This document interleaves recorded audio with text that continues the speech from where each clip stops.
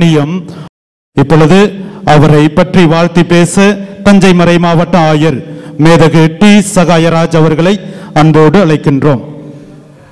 அன்புக்குரியவர்களே, தமிழக சட்டப்பேரவை தலைவர் அவர்கள் வந்திருந்தால் இன்னும் நலமாக இருந்திருக்கும். இல்லை என்றாலும் கூட அவரை நினைத்து பார்த்து பெருமைப்படுகிறோம்.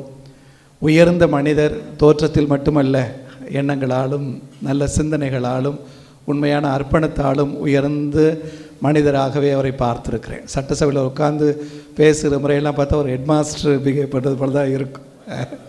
அதே நக்கல், அதே நையாண்டி, அதே நகைச்சுவை உணர்வு, ஆனால் தெளிவாக அழுத்தம் திருத்தமாக சொல்ல வேண்டியதை சொல்லி சபையை வழி நடத்தக்கூடிய பாங்கு பார்த்திருக்கிறேன். ஏறக்குறைய 3 முறை சட்டப்பேரவை உறுப்பினராக இருந்து இப்போது அதன் தலைவராக உயர்ந்த ஒரு நல்ல கிறிஸ்தவர். அதில் தான் எனக்கு பெருமை. 2 ஆண்டுகளுக்கு முன்னால் திருச்சி புனித பவுல் குருத்துவ கல்லூரி 100ஆண்டு விழாவை கொண்டாடிய போது அதில் தன்னை ஒரு கிறிஸ்தவனாக அடையாளப்படுத்தி கொண்டு பெருமை கொண்டவர். தமிழக திரு அவை, இந்திய திரு அவை இந்தியாவின் வளர்ச்சிக்கு, தமிழகத்தின் வளர்ச்சிக்கு செய்த பணிகளை எல்லாம் நன்றியோடு நினைவு கூர்ந்த ஒரு பெருமகனாராக அவரை பார்க்கிறேன். எனக்கு ஞாபகம் இருக்கிறது, ஒரு கிறித்தவ சட்டமன்ற உறுப்பினரை ஒரு முறை சந்தித்தேன். அப்போது அவர் பேசி கொண்டிருந்தார், என்னை கிறிஸ்தவராக அடையாளப்படுத்தி கொள்ள விரும்பவில்லை.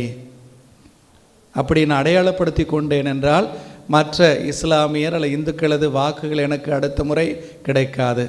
ஆகவே ஒரு பொதுவான ஆளாகவே இருக்க விரும்புகிறேன் என்று சொன்னார். அப்போது நான் அவரிடம் சொன்னேன், கிறிஸ்தவன் என்று தலை நிமிர்ந்து சொல்லுங்கள், காலரை உயர்த்திவிட்டு சொல்லுங்கள். ஏனெனில் ஒரு கிறிஸ்தவனை பொறுத்தவரை அவரது நம்பிக்கை வாழ்வையும் அவரது பொது வாழ்வையும் பிரித்து பார்க்க முடியாது. ஒரு கிறித்தவனாகவே சிந்திக்கிறோம், ஒரு கிறித்தவராகவே பேசுகிறோம், ஒரு கிறித்தவராகவே வாழுகிறோம்.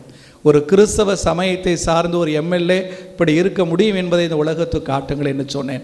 அப்படி அந்த உணர்வோடு ஒரு நல்ல கிறிஸ்தவ சட்டமன்ற உறுப்பினராக, ஒரு கிறிஸ்தவ சட்டப்பேரவை தலைவராக, ஒரு அரசியல்வாதியாக வள வரக்கூடிய ஒரு உயர்ந்த மனிதர். சொல்வார்களே, person is great who is true to his highest convictions என்று அந்த ஒரு தனது அடிப்படையான சில கோட்பாடுகளை அடிப்படையாக கொண்டே தனது வாழ்வையும் நகர்த்தி கொண்டிருக்கிற நமது மாண்புக்குரிய சட்டப்பேரவை தலைவர் அப்பாவு அவர்களை இந்த நேரத்தில் நினைவு கூர்ந்து அவர்களை மனதார வாழ்த்தி பாராட்டுகிறோம். நன்றி. இன்றைய கமாலியல்